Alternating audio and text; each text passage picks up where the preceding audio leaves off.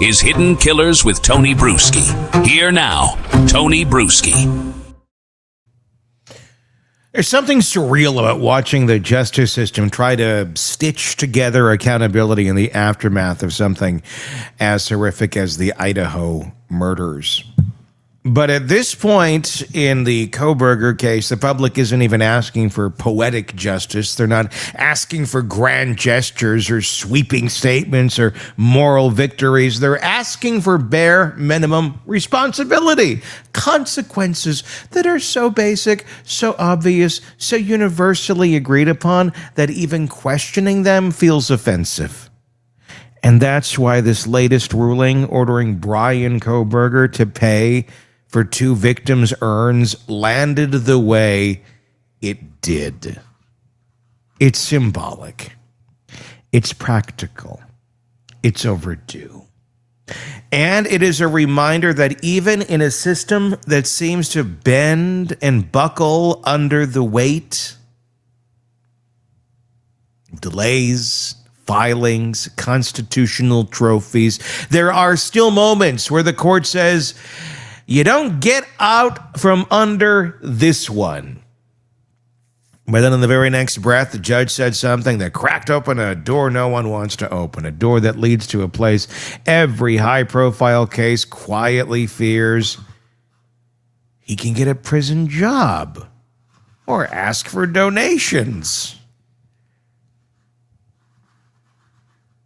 We're talking about Bryan Kohberger here.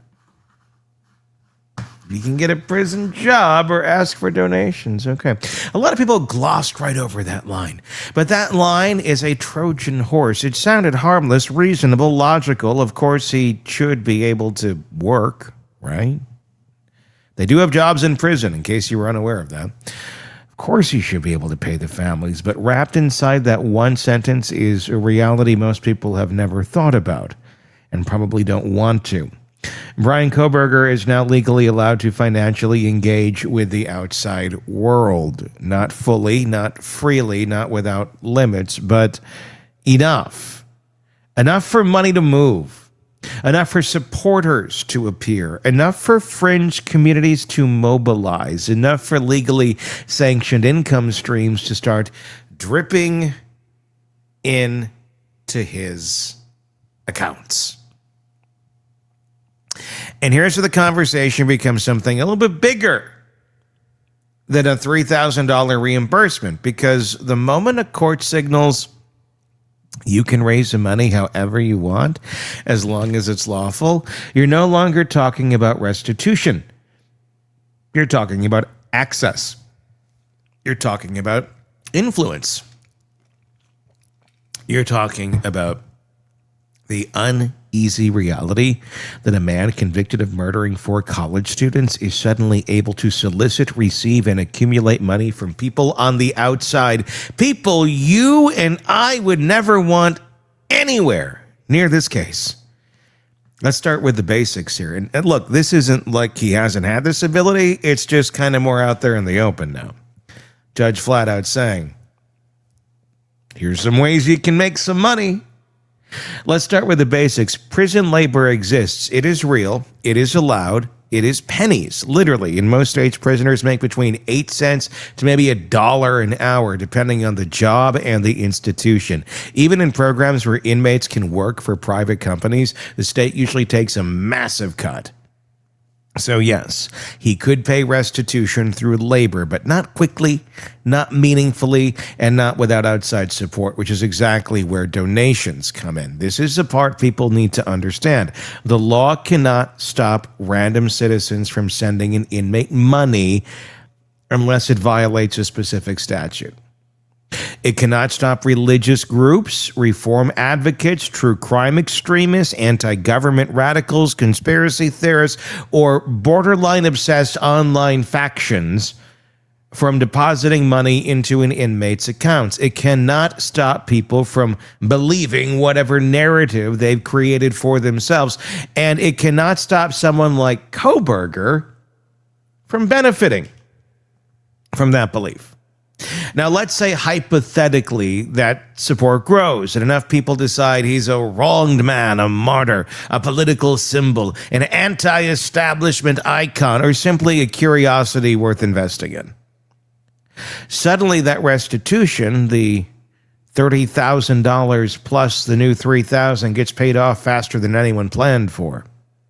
And once it's paid off, here's where the conversation gets extremely uncomfortable.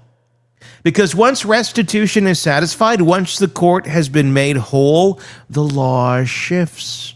Any additional money following in this is no longer automatically earmarked for victims. It becomes the inmates to use under prison guidelines. That means commissary money. It means access to books, vending machines, clothing, comfort products, hygiene items, electronics the system permits, sometimes education courses, sometimes outside work programming, and most importantly, social power inside prison. Money inside prison is not just money. It's leverage. It's protection. It's social currency. It is survival. The very thing the system hopes will hold an offender accountable can become the same thing that elevates them inside an institution. That's the part most people don't understand.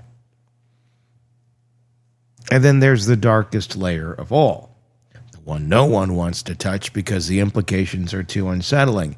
The myth that a convicted killer can never sell his story.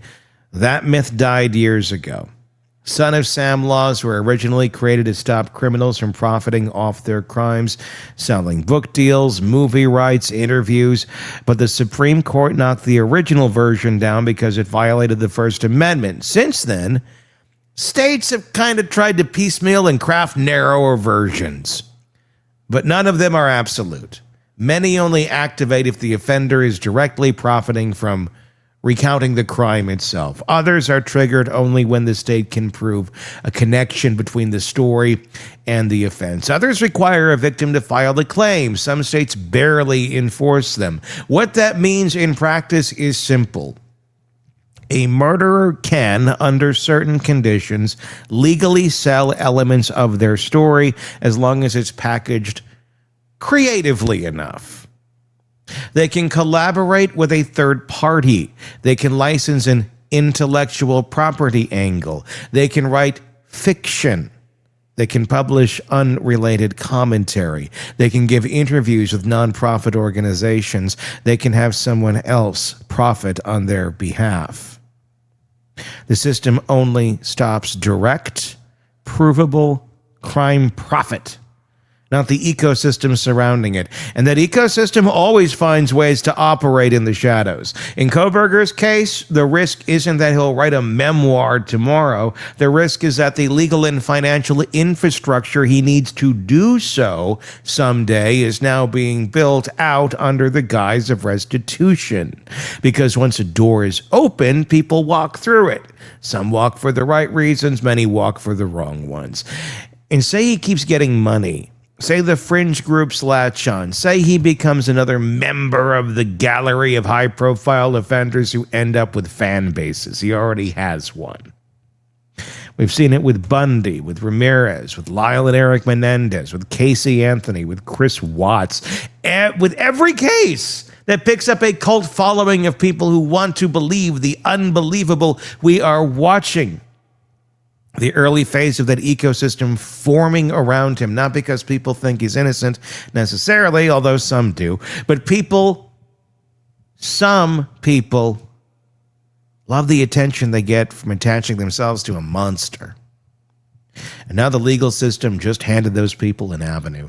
If you want to help him pay the restitution, go ahead. And of course, some will. Not because they care about doing the right thing, because donating gives him proximity or gives them proximity. It gives them a sense of connection, gives them a sense of identity in a really weird, sick way. And once restitution is done, once the official debt is cleared, the only remaining question is, who controls the money he continues to receive? Because the answer, unless the court intervenes with specific restrictions, is him. That's the nightmare no one is talking about.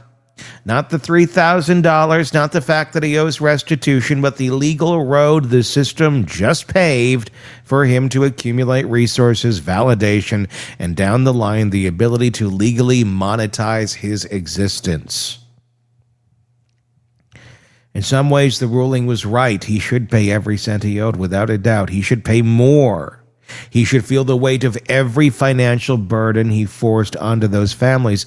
But pretending that this ruling comes with no collateral risks is naive, because the truth is that the justice system cannot both demand restitution and simultaneously shut down the mechanisms that allow restitution to be paid. Those mechanisms comes with fine print, and Bryan Kohberger is the kind to figure out what's in that fine print.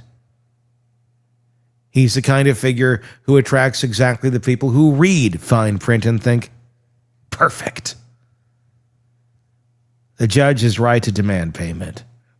The public is right to be worried about what doors open once the bill is settled.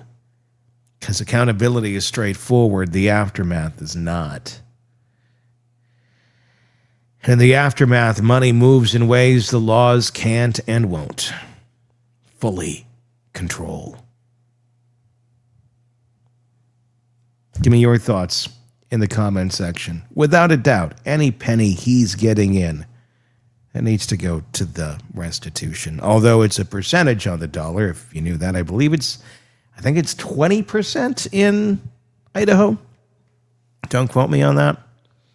Meaning he gets 80%. So if you send him $1, 80 cents is what he can spend on Cheetos or whatever he wants to get in the commissary, or whatever Big Bubba wants him to get in the commissary, or however the hell that's all working out for him. And then 20 cents goes to the victims. I could be wrong. That's what I recall reading the last time I was diving into that area. Not enough. How long does it take 20 cents at a time, 20 cents at $1 to get to $33,000? Could take a while. It could certainly take a while. Could take a lifetime. Or if he gets one of those sweetheart deals for a book or a movie or whatever it may be, could be fulfilled like that. And then what? Your thoughts in the comment section on YouTube. If you're not already there, search Hidden Killers with Tony Brueski, and you will find it. My name is Tony Brueski. We'll talk again real soon. Want more on this case and others? Then press subscribe now and don't miss a moment of true crime coverage from Tony Brueski and the Hidden Killers podcast.